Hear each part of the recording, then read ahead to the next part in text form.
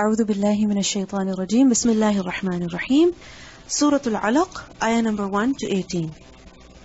Surah Al-Alaq is a Makki surah, and it's the first surah to be revealed. It's the first surah of the Quran that was revealed because the beginning ayat are the first revelation, which are the first 5 verses of the surah. And this surah we can in a way divide it into 2 parts. The first 5 ayat, they were the first revelation. And the rest of the ayat, they were revealed later in the Meccan era. So yes, the ayat were revealed at different times. However, both of them were revealed in the Meccan era. This juz is very unique in the sense that the first revelation, Iqra bismi rabbika alladhi khalaq, this is in this juz. And according to some scholars, the last revelation, which is Surah Al-Nasr, is also in this juz. So the first revelation and the last revelation, both of them are in this juz. The surah has 1 ruku', 19 verses, 92 words, and about 280 huruf. Bismillahir Rahmanir Rahim. Iqra bismi rabbika alladhi khalaq. Recite in the name of your Lord who created. خَلَقَ الْإِنسَانَ مِنْ عَلَقٍ.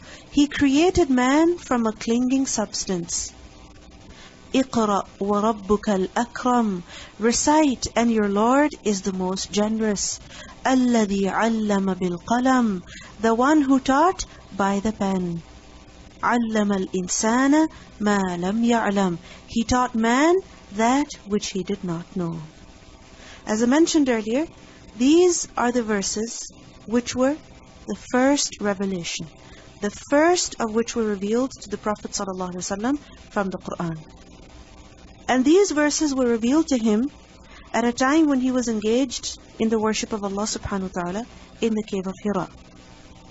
And remember that before this revelation came to him, before these ayat were revealed to him, the Prophet ﷺ was already experiencing true dreams. He was already experiencing true dreams, which was that he would see something in a dream at night, and in the morning he would see it happen right before him.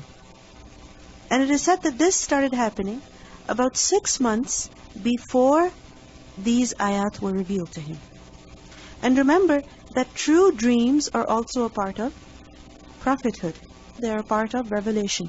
So it is as though the Prophet ﷺ was already being prepared to receive these ayat 6 months prior to when these ayat were actually revealed to him. And it is said that when the Prophet ﷺ started having these true dreams, it is then that he started to become completely disconnected with the people. That he did not have any interest in what the people were doing. He was rather very upset with all the shirk and all the wrong things that were going on, which is why he would go to the cave of Hira and he would stay there in seclusion in the worship of Allah subhanahu wa ta'ala. Because that was something very, very essential. For him to be able to receive revelation, he had to be strong from the inside. He had to have inner strength. And if you think about it, being in a cave in the middle of the night, all by yourself, up in the mountains, away from people, now this is something for which a person needs to have a lot of courage. I mean, going up that mountain into that cave itself is something that is daunting, something that is very scary. But being alone, all by yourself, for several days, now this is also something that's very daunting. You have to have a lot of courage. So after the Prophet ﷺ started to have those true dreams, we learned that he started to remain in seclusion, and he loved seclusion, which is why he went over there. But this in a way was also building his inner strength. It was giving him inner strength so that he would be prepared in order to receive the revelation. And while he was in the cave, what would he do? He would worship Allah subhanahu wa ta'ala in whatever way that he did. And we see that when he would go to the cave, he would take some food along with him. And then after some time, he would go back to his family, get some more food, and go back over there. And one night, which night? In the month of Ramadan, Because we learned that شهر رمضان الذي أنزل فيه القرآن. It was in the month of Ramadan that Allah subhanahu wa ta'ala revealed the Qur'an. So one night in the month of Ramadan, the Prophet ﷺ, while he was in the cave, Jibreel alayhi salam, he came to him. He appeared to him. And what did he do? He recited, Iqra. And the Prophet ﷺ responded, Ma ana biqari. I am not a reciter. Why did he say that? Ma ana biqari. I do not read. Was it in disobedience that I'm not going to read? No. It's because really he could not read. Why? Because he was an ummi. He was someone who was unlettered. We learn in Surah Al-A'raf 58, فَآمِنُوا بِاللَّهِ وَرَسُولِهِ النَّبِيِّ الْأُمِّيِّ. He is described as النَّبِيِّ الْأُمِّيِّ, the one who is not able to read, the one who is not able to write. So he wasn't able to do that, which is why when Jibreel told him, Iqra, he said, Ma ana biqari. I do not read. I cannot read. And why was it that the Prophet ﷺ was ummi?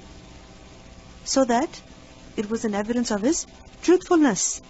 And also, it shows the need for guidance from Allah subhanahu wa ta'ala. That entire nation was ummi.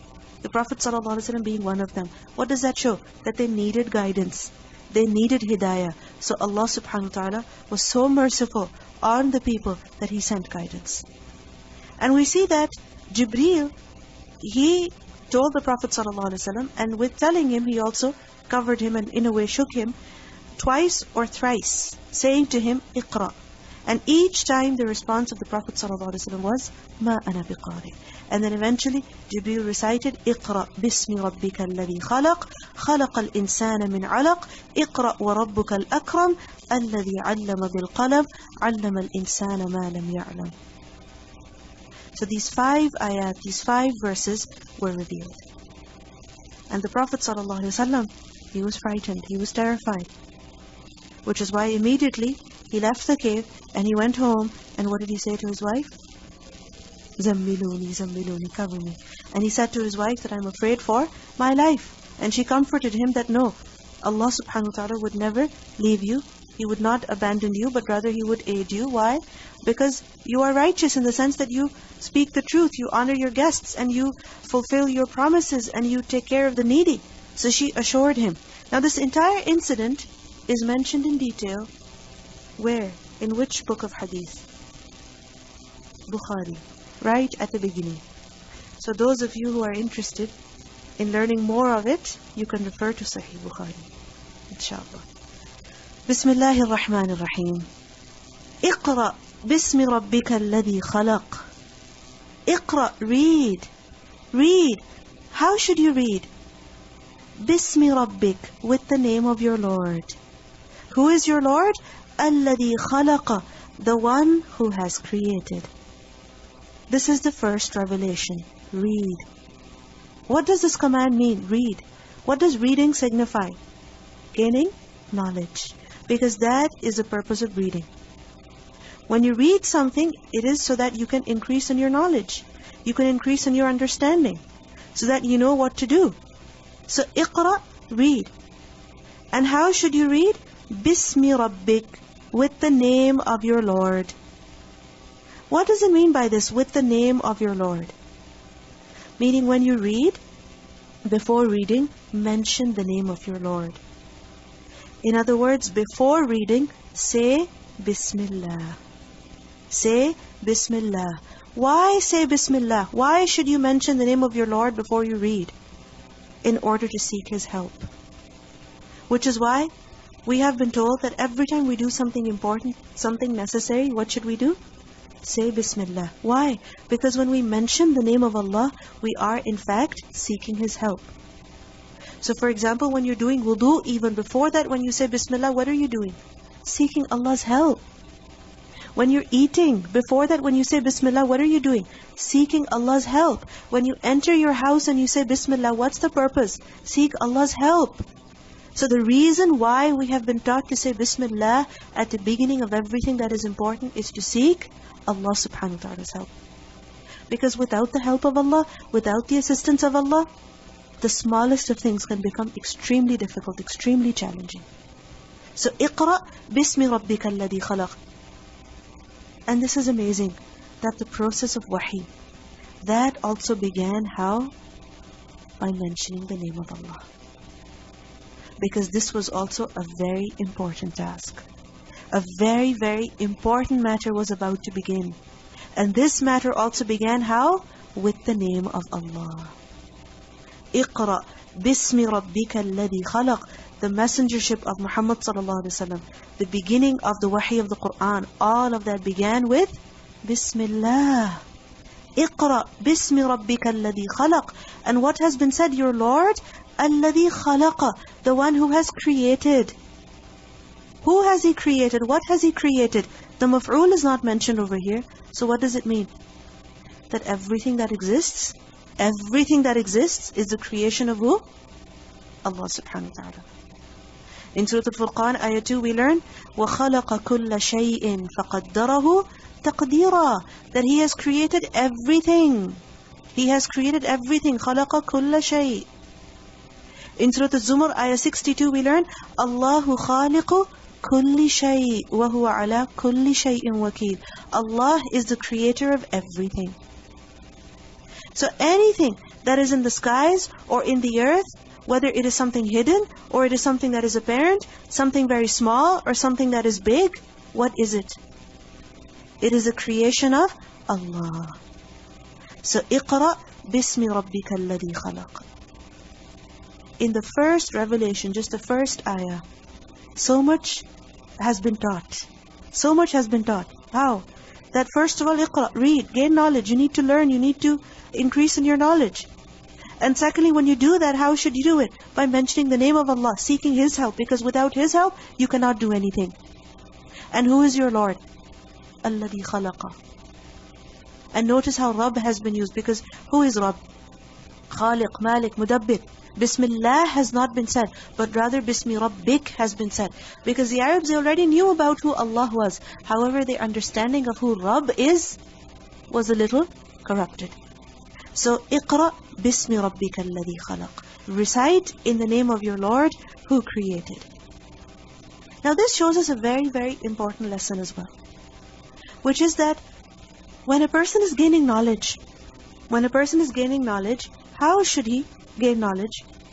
With the name of Allah, seeking His help, remembering Allah, realizing that what he is learning about is either the word of Allah or it is the creation of Allah. So don't forget the link between what you're learning and Allah subhanahu wa ta'ala. Because we see that many different types of ulum are taught, many different sciences are taught and learned. But how are they learned? How are they taught? Completely disconnected from the Creator. We have all been taught about different things in science and geography, so many things.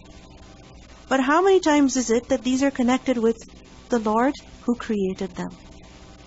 Very rarely. Very rarely. So the first revelation, اقرأ بِاسْمِ رَبِّكَ الَّذِي خَلَقَ. Who is He? خَلَقَ الْإِنسَانَ مِنْ عَلَقٍ. He created man from a clinging substance. After mentioning khalq in general, الَّذِي خَلَقَ, that He created, meaning He created everything. In particular, what is mentioned? The khalq of the human beings. خَلَقَ الْإِنسَانَ. So after mentioning the creation in general, specific khalq has been mentioned. Khas khalq has been mentioned. The human being has been mentioned. Why? In order to honor the human being. In order to honor the human being. That خَلَقَ الْإِنسَانَ مِنْ عَلَقٍ. In Surah Al-Isra, ayah 70, Allah says, وَلَقَدْ كَرَّمْنَا بَنِي آدَمَ. That we have certainly honored the children of Adam. So, خَلَقَ الْإِنسَانَ مِنْ عَلَقٍ. And how is it that the human being has been created? مِنْ عَلَقٍ. And this shows the beginning of the creation of the human being, where? In the womb of his mother. We learn that elsewhere in the Quran, Allah subhanahu wa ta'ala tells us that the human being has been created from nutfa, or has been created from dust, or has been created from salsal. Different words have been used. This does not mean there's a contradiction, but every time Allah subhanahu wa ta'ala refers to a particular thing, that shows that that was a part of how the human creation began. So it's referring to a different stage. So for example, nutfa, a very, very beginning stage. And then alaqa, kind of a later stage. So خَلَقَ الْإِنسَانَ مِنْ عَلَقٍ. What is alaq? Alaq is literally that which clings, that which sticks to something, that which is attached to something. And then alaqa is also used for that which is suspended. Mu'allaqa. Mu'allaqa. وَتَذَرُوهَا كَالْمُعَلَّقَةِ. That a woman is left like, someone who is suspended, meaning she's not living a life of being married to her husband so that her husband is actually fulfilling her rights, nor is she divorced so that she's free to marry somebody else. So what is mu'allaqa? Hanging, suspended. So alaq is referring to the very initial stage of the human form, which is after fertilization, when the nutfa of the father and the mother, they are joined together and they are joined to the wall of the womb, the uterus. And eventually what happens? As the cells begin to multiply, as that begins to increase, grow, there's blood in that. خَلَقَ الْإِنسَانَ مِنْ عَلَقٍ. Which is why the word alaq is also used for congealed blood. Why? Because at this stage it is suspended in the womb. Similarly, it is clinging to the womb and there is also blood in it. Now when there is blood in something, what does that show? There is life. There is life. When there is blood in something, that means there is life. So خَلَقَ الْإِنسَانَ مِنْ عَلَقٍ. Even at this very initial stage, there is life. Yes, there's no ruh yet, but the process of creation has begun. So خَلَقَ الْإِنسَانَ مِنْ عَلَقٍ. اقرأ, read, recite. وَرَبُّكَ الْأَكْرَمُ. And your Lord is the most generous. Read, and your Lord is the most generous. Why has iqra been repeated again? For the purpose of emphasis. And وَرَبُّكَ الْأَكْرَمُ. And your Lord is Al-Akram. Who is Akram? Akram is one who is very Kareem. Most Kareem, because this is af'al. And who is Kareem? Someone who is very noble and someone who is very generous. So Akram, he is the most generous, most noble. So imagine, in the first revelation, it is made clear that your Lord is the one who is most noble. There is no one who deserves more respect than Him. No one who deserves more respect than Him. He is the one who is most respectable. And when He is most respectable, that means that you should obey Him. He is the one who should listen to. He is the one that you should surrender to. And when He is the most generous, then what does it mean? That you should also turn to Him. وَرَبُّكَ الْأَكْرَمُ. Your Lord is the most generous. And in a way, this also shows Al-Akram, that imagine Allah subhanahu wa ta'ala, He is so noble, He is so generous, that He sent revelation, He sent guidance to who? To people. And people are what? They have been created from alaq, something so tiny, something so small. And the Prophet of Allah, who was he? An ummi. When he was told iqra, he said, ma ana biqari. I do not read. I do not know how to read. So look at the generosity of Allah subhanahu wa ta'ala. That He sent revelation, sent guidance to people who are so insignificant before Him. He doesn't have any need of them. He doesn't need them at all. And on top of that, they are such that they cannot even read and write. But He is so generous, so kind, so good towards His creation, that He has sent revelation. اقرأ وَرَبُّكَ الْأَكْرَمُ. Recite, and your Lord is the most generous. Who is He? الَّذِي عَلَّمَ بِالْقَلَمِ. The one who has taught by the pen. The one who has taught by the pen. الَّذِي عَلَّمَ بِالْقَلَمِ. What does this show? That for gaining knowledge, two things are very, very important. Qira'ah as well as kitabah. Reading as well as writing. Because twice already the command to read has been given. And then, الَّذِي عَلَّمَ بِالْقَلَمِ. Kitabah has also been mentioned. So this shows that it's very, very important that if a person wishes to gain knowledge, then he must read and he must also write. So these two things we have to do. Read a lot and also write a lot. Why? Because when you read, you learn about more things. When you write, then you're preserving what you have learned. So, الَّذِي عَلَّمَ بِالْقَلَمِ, the one who has taught by the pen. Now if you think about it, the Prophet ﷺ was ummi. He could neither read nor he could write. But look at the generosity of Allah, that the one who is taught by the pen, he sent revelation, oral revelation. Why? So that people can gain guidance. عَلَّمَ الْإِنسَانَ, he taught man, مَا لَمْ يَعْلَمْ, that which he did not know. عَلَّمَ الْإِنسَانَ مَا لَمْ يَعْلَمْ. There are some things that people can learn. How? By observation. There are other things that people can learn by experiment. But there are some things that people cannot learn neither by observation nor by experiment. For example, about the angels. Can you observe them? No, you can't. You can't. So there are many things that Allah subhanahu wa ta'ala has taught, and this knowledge especially is referring to the knowledge of the deen. مَا لَمْ يَعْلَمْ, that which he did not know.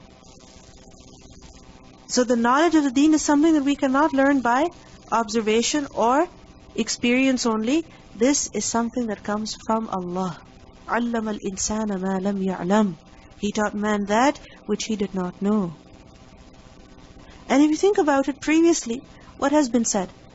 That عَلَّمَ بِالْقَلَمِ. And then before that, اقرأ, which shows that gaining knowledge is done how? By reading and writing. Which shows that the knowledge of the deen also, how is it gained?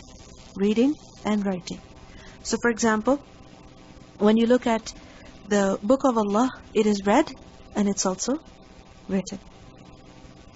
The statements of the Prophet ﷺ, read as well as written. Memorized as well as written.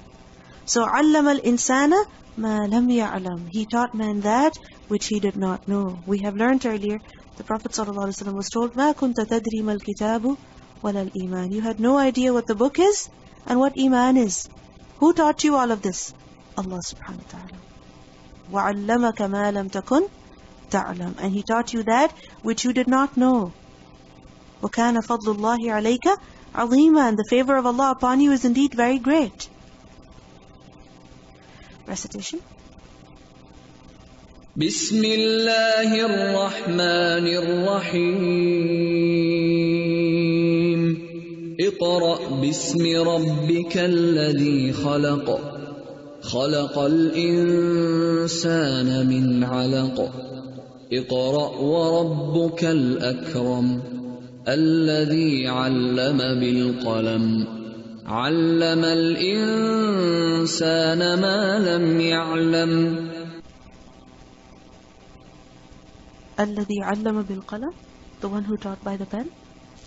That Allah subhanahu wa ta'ala taught by the pen as well.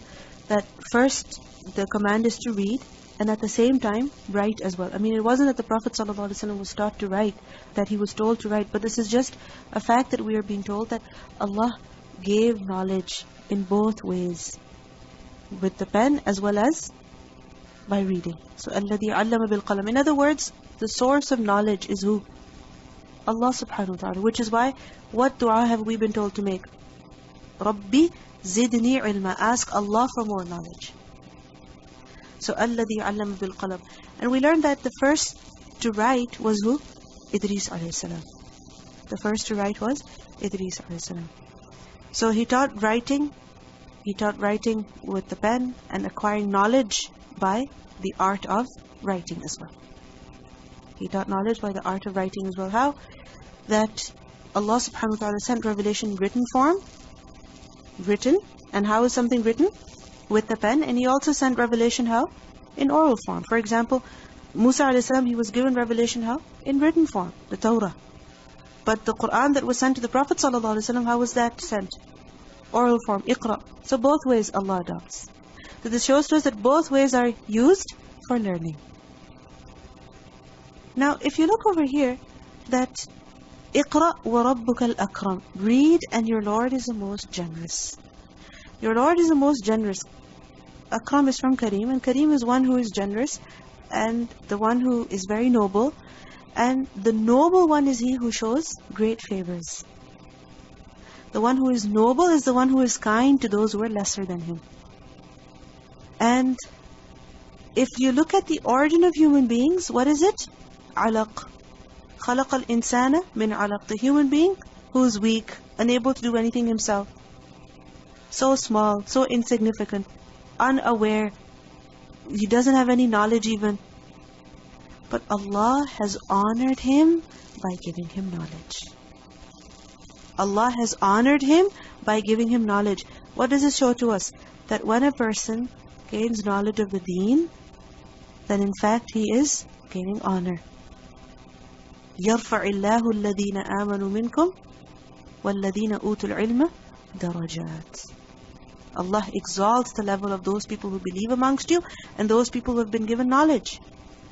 So اقرأ وَرَبُّكَ الْأَكْرَمُ الَّذِي عَلَّمَ بِالْقَلَمِ عَلَّمَ الْإِنسَانَ مَا لَمْ يَعْلَمْ.